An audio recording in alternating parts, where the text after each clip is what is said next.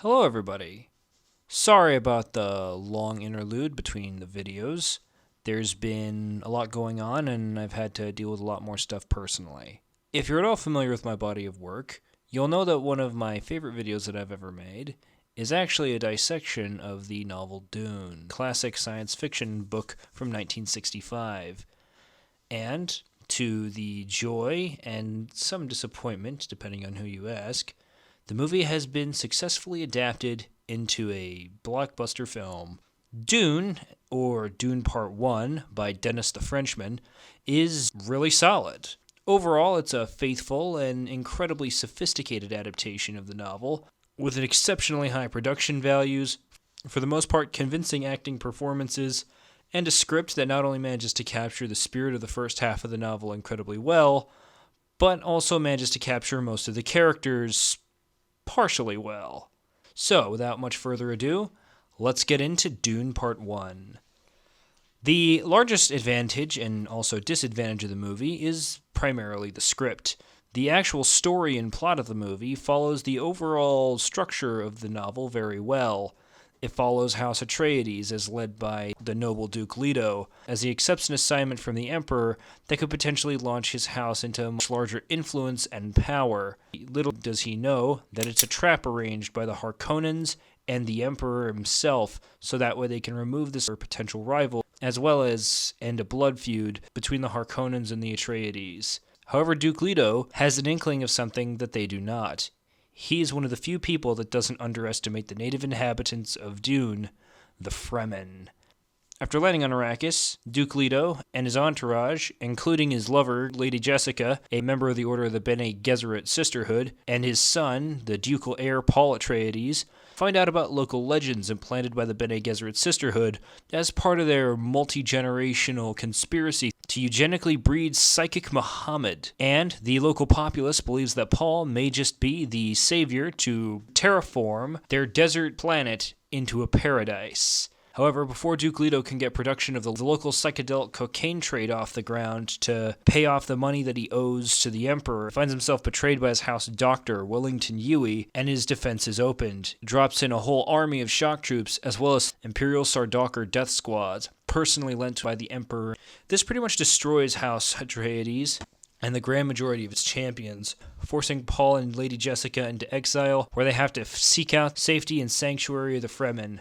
We're at the very climax of the film, where Paul has to duel Fremen doubters, so that way Lady Jessica can also have sanctuary within the Fremen, thus not only killing his first man, but also propelling him on the path that he has foreseen with the powers bred into him by the Bene Gesserit, where he foresees that he potentially plunges the galaxy into a decade-long crusade, leaving us with a hook into Part 2, which, if it's as faithful to the novel as this movie is, promises to be a very exciting adventure. While what I described may be very exciting, it's a mixed bag. The overall quality and structure of the script is, for the most part, solid. It's very straightforward, and a lot of time is spent developing most of the main characters, mostly Paul, Lady Jessica, and especially Duke Leto and the conflict he has with the Imperium of the Landsraad, and the feeling that he has that he's being double-crossed. Like I said, even the first half of it is a massive story, and fitting even that much detail into it, and that much actually well done characterization without relying on narration is very damn solid. However, in order to make this 2.5 hour movie paced more briskly, the film ultimately does take a lot of liberties by cutting out many important subplots. More specifically, the subplot of Thufir Hawat, Duke Leto's spy master's suspicion that Lady Jessica is potentially the traitor for House Harkonnen, is cut entirely, leaving out a massive conflict and chunk of the character development for not only Duke Leto and Lady Jessica, but also for Thufir Hawat himself, meaning that these three characters who play a massive role in the novel have significantly less of a defined motivation and history in the overall plot in this story, as well as going into the next movie, which they might be able to patch up with some throwaway dialogue with Hawat as he's captured by the Sardaukar, but honestly, it'd have less of a strong foundation to back that up. And that's not even counting the simple fact that the betrayal by Wellington Huey just comes out of nowhere. Throughout most of the movie, he's just the house doctor who's serving as a very concerned party alongside Lady Jessica about Paul's potential future and his safety and health. It's not till he actually betrays Duke Leto that he actually explains his reasoning why, that his wife has been abducted by the Harkonnens, and that he's making a deal with the Baron in order to save his wife, but also the fact that he plans to assassinate the Baron himself. This is massively well played out in the novel by having multiple conversations between Lady Jessica and Willington Yui about his history with the Harkonnens and his long-term connection with House Atreides. So you ultimately get into his mind, like, why he's betraying them and how he doesn't explicitly lie to them about it. He says that he hates the Harkonnens more than anything and that he'd do anything to truly cut the head off the snake of that family. More specifically, Lady Jessica and Duke Leto not knowing that he means that he's going to betray them so that way he can assassinate Baron Vladimir. And that's really too bad because most of the plot of the book doesn't happen without Yui, and he's just comes out of nowhere now. And those are probably the biggest issues that the movie has. The smaller writing and adaptation issues come primarily from stylistic choices. Piter de Vries, the right-hand man of the Baron, is stripped of almost any personality he had from the book, where he was a sadistic, drug-abusing bastard whose entire motivation in being involved with this plot was so that way he could rule Arrakis in the Baron's stead and possess Lady Jessica as his concubine by force. Now he's just an errand boy sent to Seleucus Secundus to make sure that the Sardaukar are going to be delivered on time, and people are being sent to Seleucus Secundus. In the novels, especially the first one, Seleucus Secundus is as much of a mystery and legend as it is a known place where the Imperium keeps its worst prisoners and potentially gets its Sardaukar. The Sardaukar are wrapped in mystery in the novel, and not much of all is known about them, but now agents of potential rival houses that could plot against Emperor Shaddam himself are being allowed onto Seleucus Secundus. This information was kept secret in the novel, and the simple fact is he just delivered the Sardaukar to the Harkonnens in the novel so that way he didn't have to give away this information. It sort of undermines the paranoia that the Emperor had in the novel, and it adds to the visual aesthetic of the story. It just doesn't really adapt the story all that well. But if you're new to Dune, I suppose it wouldn't be a bad thing. And finally, and probably the least important of all my complaints, comes actually in the form of some of the characterization for Leet Kynes. It's not even the change of Leet Kynes from being a bearded dude to a black woman that's the problem, because if I'm being completely honest, it changes really nothing about the content of the characters' motivations, values, standards, or even the decisions that they make. It's actually in the exposition of Kynes' shifting perspective on Duke Leto and Paul Atreides. And the most baffling aspect of that is the movie itself sets up how it could have shown those revelations without relying on the plot device it does. Basically, the section from the novel when Paul and his father meet up with Kynes so that way they can inspect spice mining facilities, she says in Fremen Chakobsitang, the native language of the Fremen, in whispered murmurs, the little bits of Fremen lore and text and myth that predicted the Lisan al-Gaib, the chosen one that's going to enrich their planet to a paradise and lift them up into the galaxy. And she says this in front of them. Now, Leet Kynes at this point is paranoid about these people and doesn't trust them really at all.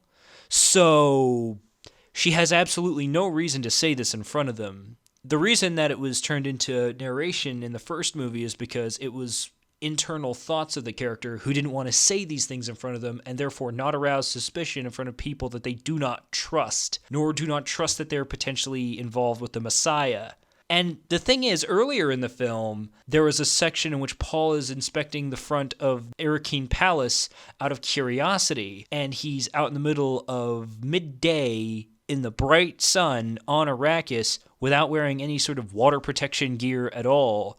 And he sees like all the Fremen pilgrims who are watching the watering of the palm trees that are kept on up front of the palace. And he's asking about these things. It serves as an in for the plot to actually explain the value of water on Arrakis and the significance the date palms have towards like the vision of the future that the Fremen want to have. But it also could have served as a great way for these Fremen pilgrims to talk about, oh, is that the is that the Lee-Sun Al-Gabe? Well, it can't be the Lee-Sun Al-Gabe because he's not wearing any water protection gear and he's not wearing the still suits in the middle of the day in the open. He would know our ways if he was the chosen one because, he's supposed to know the future. So when Paul actually walks up to Leet Kynes wearing the still suit properly because he saw it in visions of the future in his dreams, she wouldn't even need to say these things. Because you could just have Sharon Duncan Brewster react like, oh, he knows these things. So she doesn't even have to say it. She can just look surprised.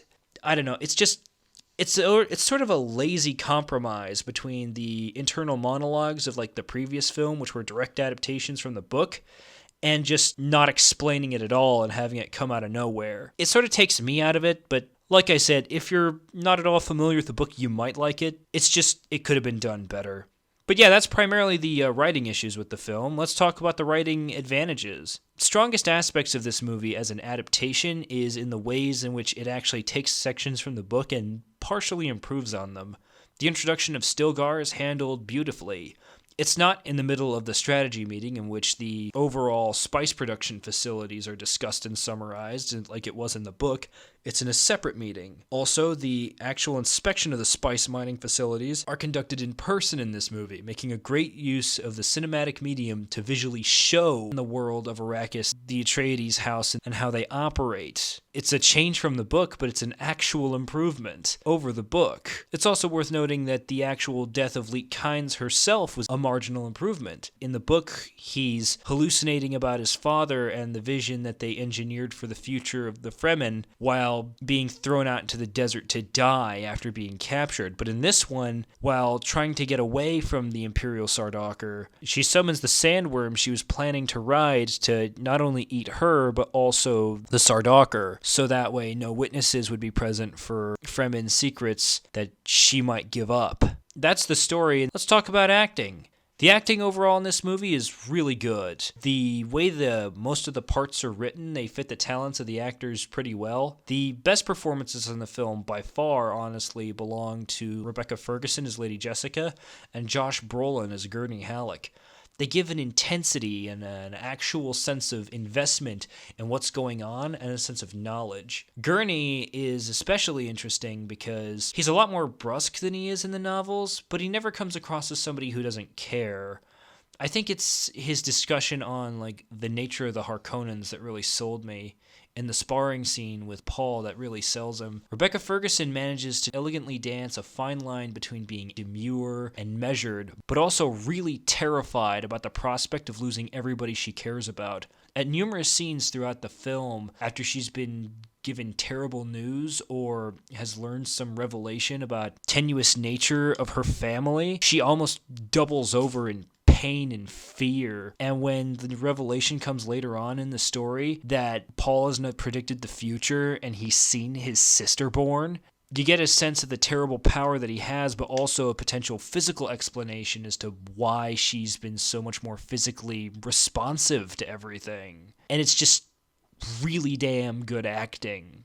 Overall, the acting in this movie is fairly solid. There's only a few actors that don't really deliver. Dave Bautista does a pretty decent job, but upon rereading the book, Rodan, especially in the chapter in which he's actually physically in person introduced, comes across as a lot more shrewd than he does in this movie. Probably the only member of House Harkonnen to not underestimate the Fremen. He's chosen as a last resort because no one in House Harkonnen trusts him to make any wise decisions, including the Baron, who's plotting to have either his nephew take over Arrakis or, at least in the immediate stead, Piter de Vries take over, which was not at all in his plan in this movie. His entire plan was to restate Beast Rodan. He gets the beast part down, he just doesn't get like the actual leadership aspects that Rodan has. Overall, the acting is fine. They do a convincing job of their performances, and that's the most any person can reasonably ask for. Now, let's get into the special effects and cinematography. It's damn gorgeous.